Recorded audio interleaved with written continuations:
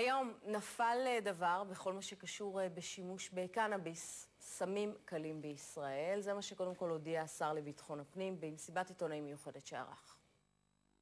המדיניות היא מעבר לקנסות מנהליים והפללה רק כמוצא אחרון או במצב שבו כבר אין ברירה. בפעם הראשונה שהאדם בוגר יתפס, ושוב המיקוד הוא במקום ציבורי, משתמש בסמים, אנחנו מדברים על קנס. סדר גודל ההמלצה תהיה סביב 1,000 שקלים לפעם הראשונה, זה גם הקנס היום על עישון סיגריה במקום ציבורי. כשאנחנו מדברים על עבירה שנייה, בעיקר במרחב הציבורי, אנחנו מדברים על כפל קנס.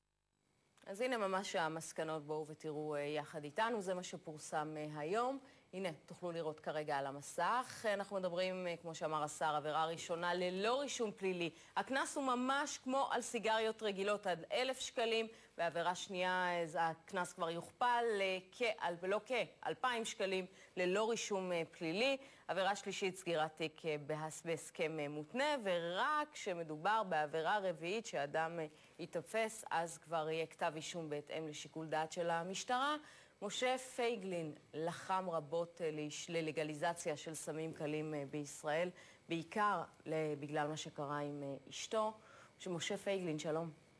שלום סיוון. אתה לא מעט שנים מדבר על זה, על העניין הזה של הקלות למעשני הקנאביס, מעשני סמים קלים. מוביל בעצם? כן, למעשה אנחנו מדברים על חירות האדם בישראל באופן רחב. העניין של הקנאביס הוא אחד האספקטים של הנושא, ממש לא היחיד. והצעד שהתבשרנו עליו היום, על אף שלא משנה כל כך הרבה את המציאות, הוא בכל זאת איזושהי קריאת כיוון להוצאת המדינה מחייו הפרטיים של האזרח, ולכן זה הצבעה על כיוון נכון. עוד לא ממש התקדמות למה שבאמת צריך להיות, אבל הצבעה על כיוון נכון. אתה בעצם נחשפת לעניין כשסעדת את אשתך, שהייתה חולת סרטן, נכון? שם נחשפת לסגולות, לדבריך, של הקנאביס הרפואי במקרה הזה. כן, לצערי הרב אני מכיר את הנושא של הקנאביס הרפואי מהמעגלים הפרטיים שלי, מכיר היטב, וגם מטיפול דרך לשכתי בכנסת בהרבה מאוד חולים שלאורך כל התקופה שהייתי שם ועוד אהיה שם בעזרת השם, סייעתי להם לקבל את התרופה הטבעית המדהימה הזו שנמנעת מחולים בישראל בצורה כמעט הייתי אומר אכזרית, בשל איזושהי אטימות שאני מקווה שעכשיו טיפה תיפתח. ברמה האישית, למה אתה נחשפת? זאת אומרת, מה אתה יכול לספר לנו? יש בהחלט מגוון רחב מאוד של מכאובים וגם של מחלות, שהקנאביס מביא להם מזור ואפילו מרפא ברמה מסוימת. הממסד מתקשה מאוד להכיר בכך, כי על התרופה הטבעית הזו, היחיד שיכול להוציא פטנט זה הקדוש ברוך הוא. כי מה? חברות התרופות בעצם, הלובי שלהם הוא זה שלטענתך גורם לכך שלא... יש סברה כזאת, כן, יש בהחלט סברה כזאת, ומעבר לכך גם נוח למשטר, כל משטר, זה לא משנה כרגע איזה, ימין או שמאל, נוח למשטר שכאשר חצי מיליון עד מיליון אנשים משתמשים ממילא בקנאביס, אז הם מפוחדים, הם לא יצאו להפגנה או יכתבו מכתב לעורך, והם הופכים להיות אזרחים הרבה יותר צייתנים ושתקנים.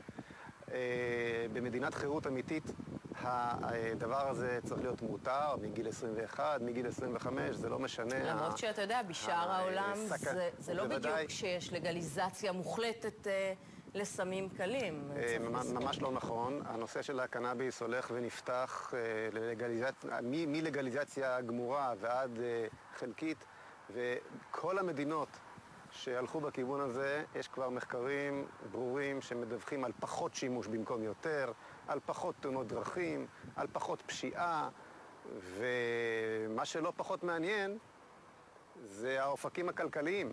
במדינת ישראל, ישראל מתברכת במחקר ופיתוח מהראשונים בעולם בכל הנושא של פיתוח זנים רפואיים חדשים של קנאביס, אבל אוסרת על גידול וייצוא, ואז הידע הזה בורח לחוץ לארץ. אני מקווה שההמשך של התהליך שאנחנו רואים אותו כרגע בחיתוליו כאן בישראל, יוביל לכך שהחקלאות בישראל תוכל להתאושש מגידולים רווחיים באמת, שהייצוא הישראלי יפרח, שמדינת ישראל תכניס הון תועפות גם ממיסוי וגם מייצוא, שיהיו כאן אלפי מקומות עבודה במין הייטק חקלאי שכזה, שחבלי ארץ כמו הערבה התיכונה שהופכים להיות שוממים לחלוטין יחזרו ויפרחו.